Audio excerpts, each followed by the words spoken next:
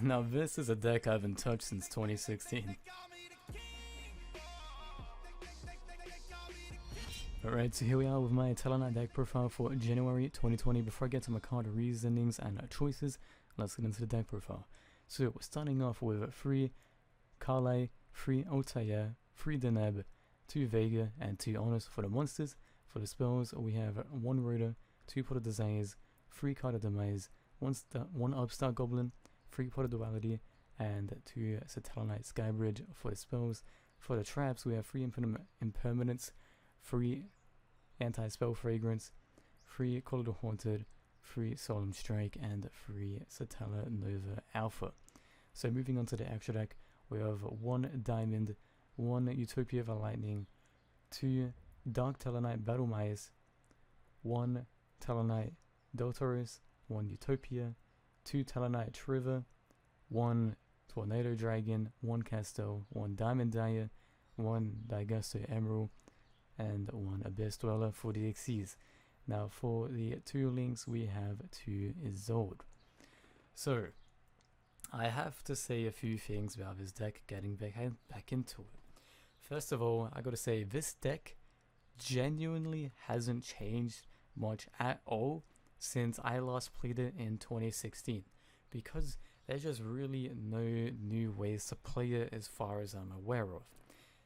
Back then it was really just the exact same setup with monsters and just bombarded with traps and draw power. It's essentially the same thing now, except that it's a little bit nerfed with links, and you could also argue it's a bit buffed because of new traps and stuff, but it's generally the same concept. And I gotta say, I don't know if everyone's aware of this, but we haven't gotten new support since 2016, and this is the newest card. It's a really good card. If you're an old school player, you know what it does.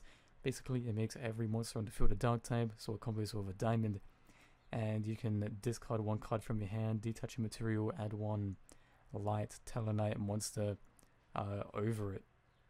Like you XC summon using this card, so you rank up basically. So it's a good card.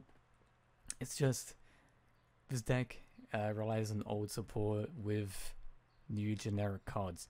So it's a fun deck, it's an amazing deck, it's fun. I already said that, but it's just not too competitive. So if you're wanting something for a casual level, there you go. So for the actual reasonings behind the cards, I suppose I should explain every card since my first Tellarknight deck profile. So we have 3, I always forget how to pronounce this guy, I'll just call him Kohai. You use him to send the Tellarknight from the deck to the grave, which is actually good because of this deck works on reborning cards which turn into combos, and you'll understand more once I explain it a little bit. So usually this is comboed with Altair, because Altair brings back a monster from the grave, and even if you bring back Altair from the grave, even on an opponent's turn, you can bring back another card, such as one we'll get to soon, to just form full-on combos and swarm the field on either player's turn, which is why you use Call of the Haunted and other reborn cards to do this stuff. So next card is the Neb. You use them to add a card to your hand, you know, your searcher of the deck essentially, and obviously you can search on either player's turn if you use their effects, so that's good. 2 Vega. I feel like 2 is just a good amount, and I'm pretty sure everyone uses 2. You don't want to have too many, and 1 is just too little, especially with Desires. You use its effect to summon a Tellarknight from your hand. There's that. To be honest, it's a light deck. I don't know what else to replace it with. It's just there for fun, really. Rhoda's Rhoda. Pot of Desires is Pot of Desires. Card of Demise. Because you focus so much on setting trap cards, this deck's actually really good with this card. Now you don't have to use this card, and even in duels when you draw it, you don't necessarily need it. However, it does work really well, and a lot of the time you only end up with 1 Tellarknight card in your hand anyway at the end of the turn, and it's not like it matters if it's in the grave, because usually with Card of Demise you'll search something or draw something that reborns, so it's really just not a bad card at all. It's good. Upstart's just a free draw. Duality, get whatever you need. Telonite Skybridge, this card basically you shuffle a Tellarknight on the field into the deck, to bring out another Telonite, which you can use to do combos.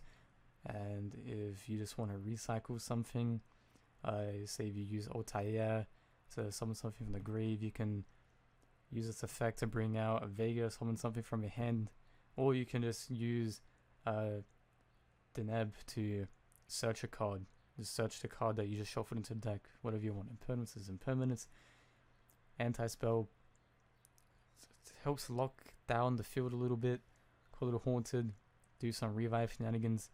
Solemn Strike negates, and selling it over alpha is a Solemn Strike, except you tribute a Tellarknight monster and draw one card. So it's pretty good.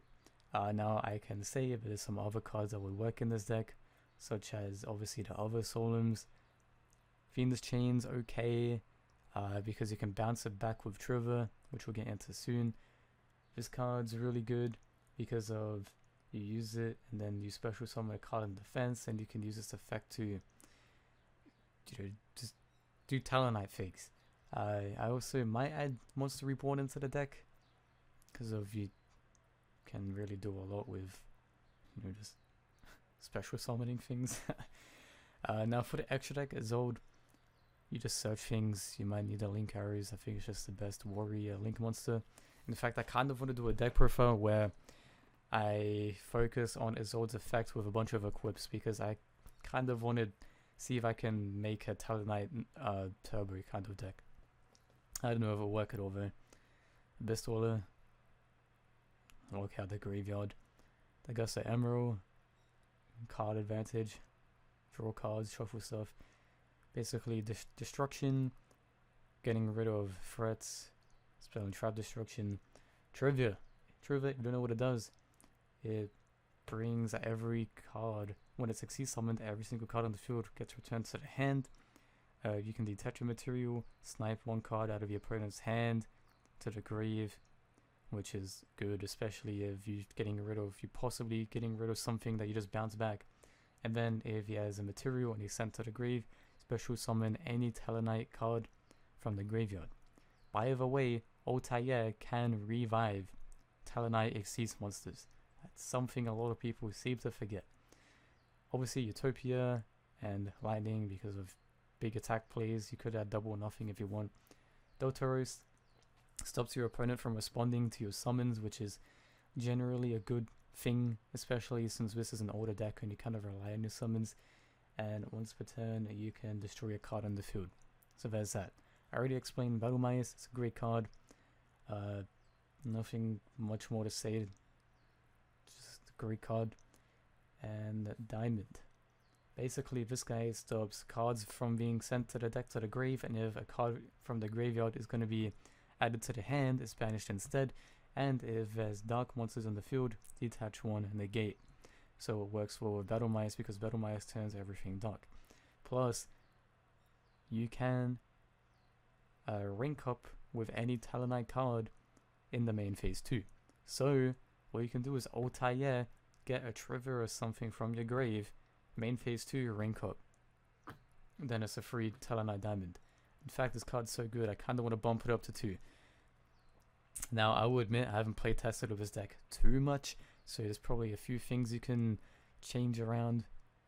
Especially, I feel like you might want to swap out Anti-Spell for more Call it a Haunted type cards, not too sure. But this is a deck for now, feel free to use it however you like. And before I wrap up the deck profile, let's get into a replay, because I saved the one that was kind of interesting. Alright, so here we are. This is the duel. This is actually the very first duel that I used after creating this deck. And I'm playing against Rockets. Now, obviously because this is the first time playing this deck after years, I probably made a few misplays. So you can't expect some crazy things. However, I, spoiler alert, ended up winning against Rockets. And I thought that was kind of crazy that this deck that was released in 2014 is doing good against Rockets. And I'll also admit, during this duel, I was playing it super late at night, and I don't really know too many of the Rockets effects. So instead of reading him, I kind of just whack-a-mole Yu-Gi-Oh'd. I ended up just using impermanence on something because I quickly read over and saw it had some sort of effect I could gain advantage. So yeah, obviously probably could have played things a little bit better. And this is an example of card of demise, where it doesn't matter if you send it to the grave, and even if it's in the grave, I can use it to my advantage in the future. And this is why I like anti-spell, because it can really lock out many decks. Now notice that he has a 3000 attack monster on the field. Doesn't matter at all. Literally doesn't matter at all. And see, notice that I used the card of the grave to add Altair to my hand. And I just used Triver's effect to bring Quality Haunters back to my hand so I can reuse them. And also note, I did that combo Altair into Battle Mice, into M7, not M7, Diamond. You just combo with this deck. You can play during either turn. It's too bad I can't Xyz on my opponent's turn. Imagine making a Triver during their mid combo. Also, I remember in this duel, I was confused to why I couldn't rank up with M7, because I kind of forgot you had to do it during the main phase too. So I could have done that earlier. But anyway, this was the duel. He ended up forfeiting, and it just worked. Oh, this was Master Rule 5, by the way. I probably should have mentioned. I'm sure you figured it out anyway. Had Card of Demise for extra draw power. Could have done things. I've ended up getting into another Triver. I could have bounced these things to my hand, so then I could have used spells again. I would have had 2 more monster reborns. It's just, it works. Literally, it just works. So again, this is the deck. Do with it whatever you want. It's fun. It's fun. And before I wrap it up, I gotta say, look at the artwork of the Zephyr TellarKnights. Literally, why couldn't they all have artwork looking like this? Oh my god, this artwork looks so much better, in my opinion. But through, hopefully we'll get more support soon. Maybe TellarKnights will come off the ban list soon. But more than anything, I hope we get more Dark TellarKnights. Literally, if they added more Dark TellarKnights and more main deck Dark TellarKnights, or even if we got any Dark TellarKnights for the main deck, I would be in love.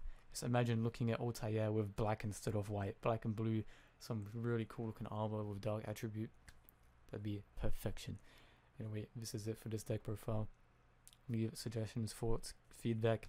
So this is a longer one and I rambled a bit.